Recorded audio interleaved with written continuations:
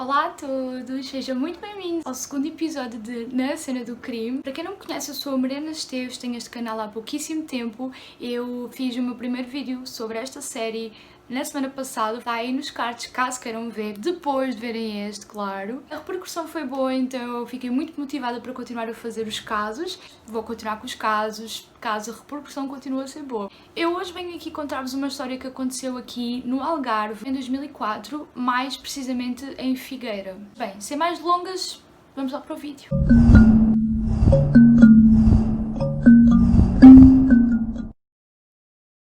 Joana Isabel Cipriano Guerreiro nasceu a 31 de maio de 1996, tinha 8 anos na época dos factos. Ela nasceu em Porches, mas na época dos factos ela vivia em Figueira com a sua mãe, o seu padrasto e os filhos de ambos. Joana era descrita como uma miúda muito dedicada a aprender, ela tinha assim uma grande vontade de aprender coisas novas. Diziam que ela tinha muita maturidade para a idade que tinha e era muito organizada e muito esperta. Joana era filha de Leonor Maria Domingos Cipriano. Leonor tinha 6 filhos, no entanto esse dado é muito irregular, uma vez que nem a própria Leonor sabe quantos filhos tem, nem o paradeiro deles, mas sabe-se que ela tinha pelo menos 6 filhos e que um deles havia falecido. Eu gosto sempre de fazer uma análise sobre a infância das pessoas que cometeram o crime, porque eu acho que é daí que vêm algumas explicações, como eu disse no vídeo anterior, do caso do Cabo Costa, que não foi diferente. Eu também pesquisei, tanto no livro como na internet, sobre a infância de Leonor, mas eu não encontrei muita coisa. A única coisa que eu encontrei é que alega-se que, supõe-se que Leonor poderia ter sido prostituída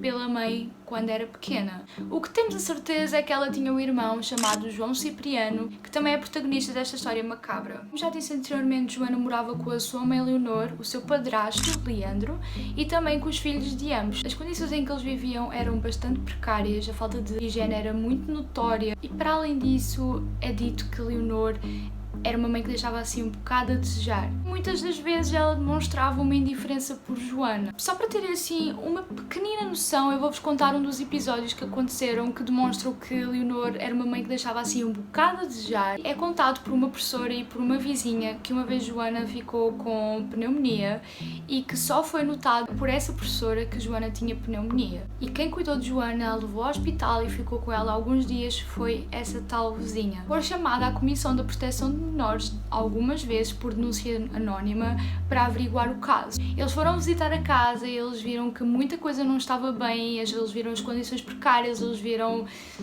a falta de higiene, e mesmo que eles não soubessem como a mãe de Joana era, não é, como ela tratava a filha, eu acho que só por verem as condições já era, e pelas denúncias, já seria um bom motivo para eles tirarem a Joana daquela casa, mas tal não aconteceu.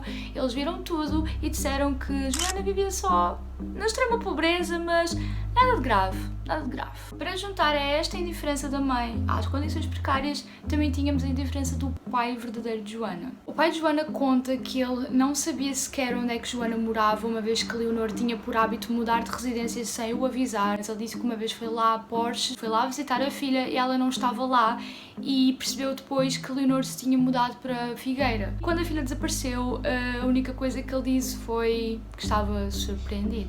E era neste background que estava inserida Joana Cipriano. No dia 12 de setembro de 2004, Leonor pede para que Joana lhe faça um recado que consistia em ir comprar um pacote de leite e 2 latas de atum. Era normal que ela lhe pedisse este tipo de favores, seja de dia, seja de noite. Neste caso já era de noite quando Leonor pediu para que Joana fosse fazer este recado. Por volta das 8h20 da noite, Joana caminhava pela rua principal da pequena aldeia de Figueira para ir até uma pastelaria que não ficava assim muito longe de casa. Ela deslocou-se a essa pastelaria de modo a que conseguisse então concluir o recado que lhe foi pedido. Comprou o que tinha a comprar e saiu. Por volta das 8h30, ela foi vista a passar perto da igreja, que ficava a meio caminho da trajetória até à sua casa. Foi a partir daí que Joana nunca mais foi vista viva ou morta. Por volta das 22 horas, Leonor, João Cipriano e o padrasto de Joana deslocaram-se até à pastelaria onde a menina teria ido para fazer o recado e perguntaram pelo paradeiro da mesma. Obviamente que a senhora da pastelaria nem ninguém sabia onde é que Joana estava. Depois de alguma pressão da família do padrasto de Joana e de alguns amigos, Leonor lá aceitou fazer a queixa de desaparecimento da filha. A queixa foi feita após 12 horas do desaparecimento da menina e as buscas só começaram 24 horas depois, o que é bastante incondenável, pois os primeiros horas do desaparecimento, seja de uma criança, seja de um adulto, são cruciais. Mas pronto, prosseguimos. O padrasto dizia que não era comum que João Cipriano fosse visitar a família, mas isso acabou por ser desmentido por Ofélia, a tal senhora que trabalhava na pastelaria onde Joana foi antes de desaparecer, e ela dizia que era bastante comum vê-los a tomar cerveja juntos no café e tudo mais, então temos aí uma contradição. Depois de tudo isto, depois do desaparecimento da menina, o caso repercutiu muito. Leonor fez diversas entrevistas para a televisão, de modo a espalhar a notícia. Colou cartazes pela rua com o rosto da filha, com a ajuda de amigos e familiares. Era sempre dado a entender que Joana tinha sido raptada por alguém. Principalmente Leonor era a que mais apostava nessa versão. Na festa do Berbigão, aquilo foi qualquer pessoa de como houvesse a festa do Berbigão que lhe jogou a mão em par da igreja e raptou-a. Só podia ter sido. No entanto, iria ser numa dessas entrevistas que Leonor meio que se iria trair. Na entrevista dada à Fátima Lopes, uma semana depois de Joana ter desaparecido, Leonor levantou algumas suspeitas por duas coisas. A primeira é que ela falava sempre de Joana no passado, como se fosse uma pessoa morta. Na altura que ela desapareceu naquelas ruas não havia ninguém porque estava tudo na festa de lá em baixo, na festa do Berbigão. Aquilo foi qualquer pessoa de como houvesse a festa do Berbigão que lhe jogou a mão em par da igreja e raptou-a. Além disso, ela estava com roupas pretas que podiam ser um pequeno símbolo de que Joana já poderia não estar viva. Esse episódio foi apenas mais uma suspeita que recaía por Leonor, uma vez que a PJ já se encontrava de olho nela com desconfianças. Aliás, é dito que a PJ desde o início já desconfiava de Leonor e do irmão. Eles diziam que eles eram bastante esquisitos e que a atitude de Leonor era bastante estranha face à situação em que se encontrava, então a PJ estava sempre de olho nela e essa entrevista revelou-se como algo muito importante. Mas as coisas iriam começar a correr mal para Leonor e para João Cipriano no momento em que uma vizinha afirmou ter visto Joana a entrar em casa após ter feito as compras, o que demonstrava que ali estava algo mal contado. E foi aí que o caso começou a mudar de figura. Mora, fui lá em cima a ver se ela estava, disse à senhora se ela tinha comprado as coisas, a senhora disse que sim e diz que ela veio diretamente para casa, mas a miúda aqui em casa não apareceu. O que se investigava como rapto acabou por ser investigada de outras formas muito confusas, por sinal. Depois de meio que descartada aquela hipótese do rapto, foram percorridas outras linhas de investigação e estas linhas envolviam Leonor e João Cipriano. Muitas são as versões que Leonor e João contaram e confessaram, e eu vou contar-vos as mais importantes. A primeira versão de todas que é contada foi que tinham mandado sim a menina ir fazer as compras e que ela não tinha voltado nem tinha posto os pés em casa depois disso. No domingo à tarde foi lá em cima ao café, levava 15 euros para ir comprar um pacote de leite e 2 latas de atum. Posteriormente foi apontada pela própria Leonor outra versão que envolvia um esquema completamente diferente. Segundo essa versão, a própria Leonor estaria envolvida num esquema para vender a filha a troco de dinheiro e João teria sido seu cúmplice. Eu nunca na minha vida tenho 6 filhos e vender minha filha.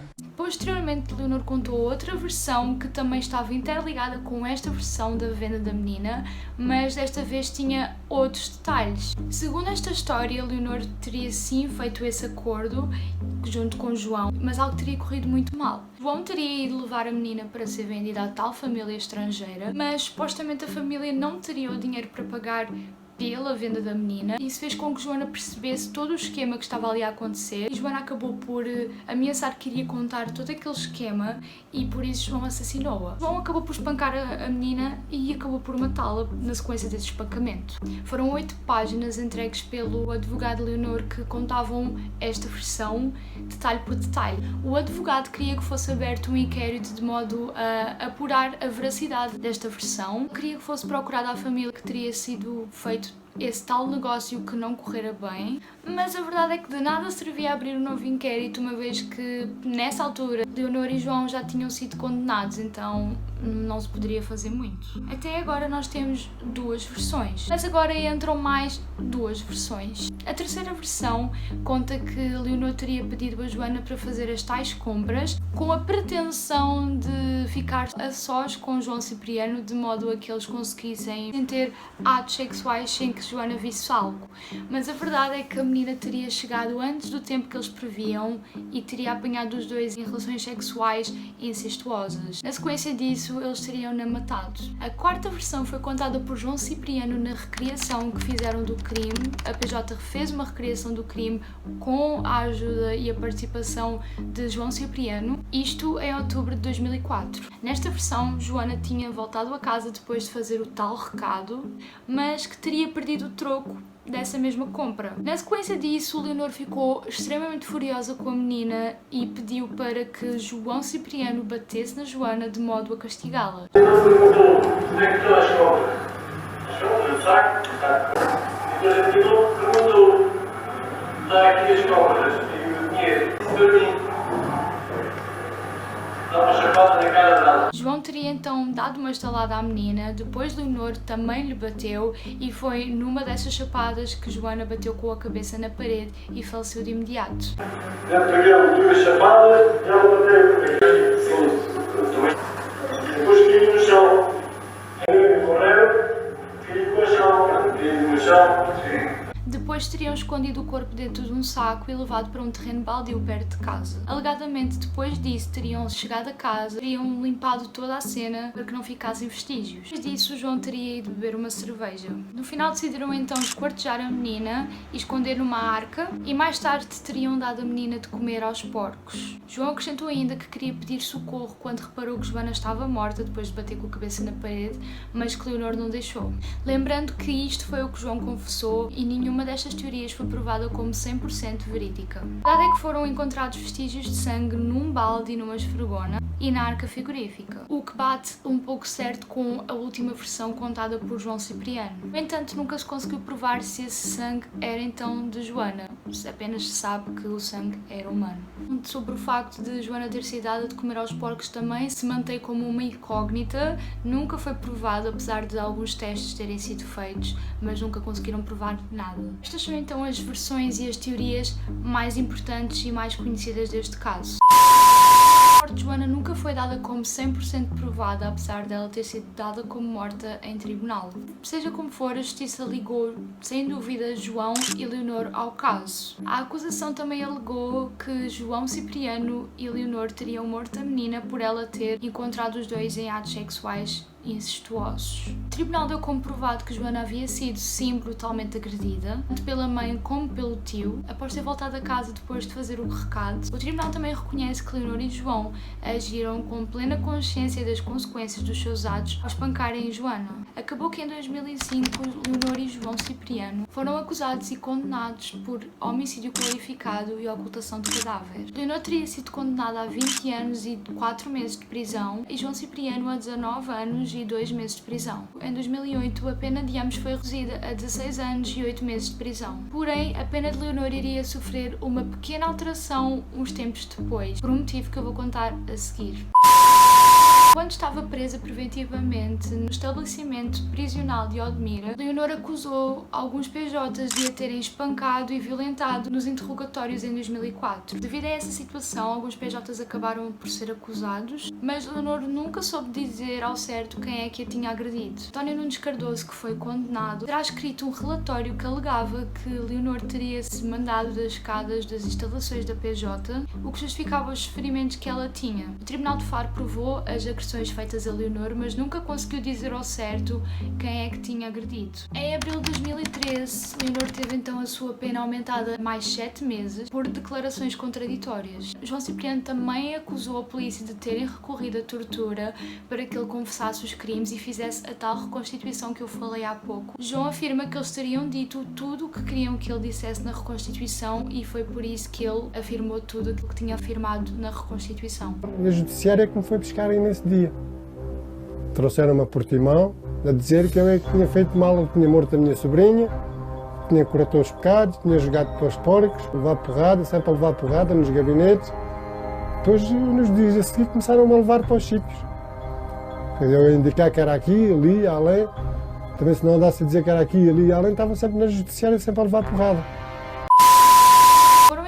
encontrados alguns indícios de esperma na cama de Joana, na parede perto da cama e também numas cuecas da menina. No entanto, as investigações nesse sentido não avançaram muito porque sem o corpo de Joana era difícil provar qualquer abuso sexual, então foi meio que posta de parte. Houve uma vez que chegaram a perguntar a João Cipriano se teria abusado de Joana e ele respondeu que não lhe fez mal, que só a teria matado.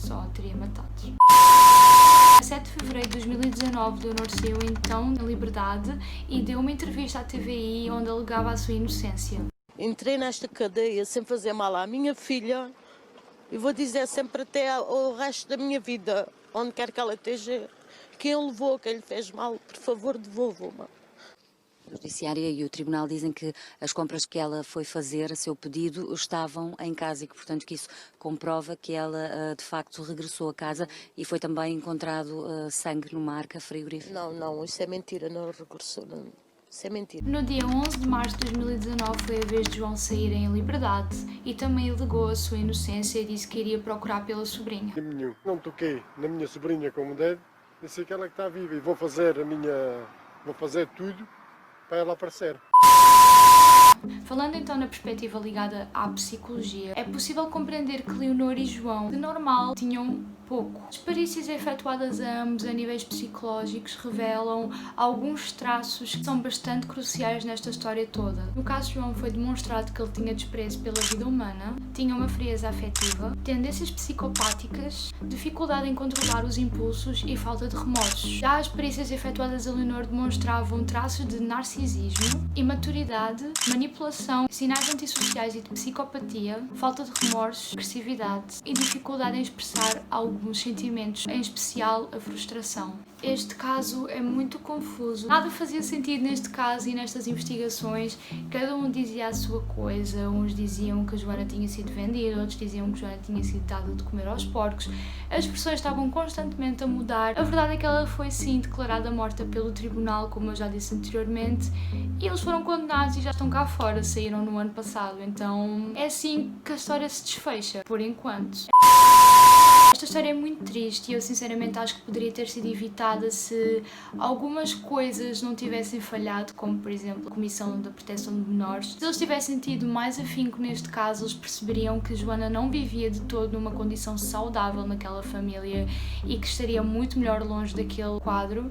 Para além disso, para que vocês tenham noção da complexidade deste caso, não foi apenas João Cipriano e Leonor Cipriano que foram investigados pela polícia, muitos membros da família foram sim investigados, mas mais nenhuma pessoa foi condenada ou acusada. O caso é tão complexo que nem os abusos sexuais conseguiram ser provados, nem conseguiu provar-se nada relativamente ao envolvimento dessas pessoas, apenas se sabe de suposições e toda a gente sabe que com suposições não se prende ninguém. O que eu acho sim é que ela foi morta e que aquelas confissões dadas por João naquela reconstituição foram sim genuínas, apesar de ele ter voltado atrás na sua versão, mas eu acho que foram genuínas, mas essa é a minha opinião. E vocês, o que é que acham deste caso? Comentem aí em baixo, digam-me a vossa opinião, porque é sempre bom debatermos sobre isso. Não sei, vai que chegamos a uma conclusão assim fora da caixa com as opiniões uns dos outros, nunca se sabe.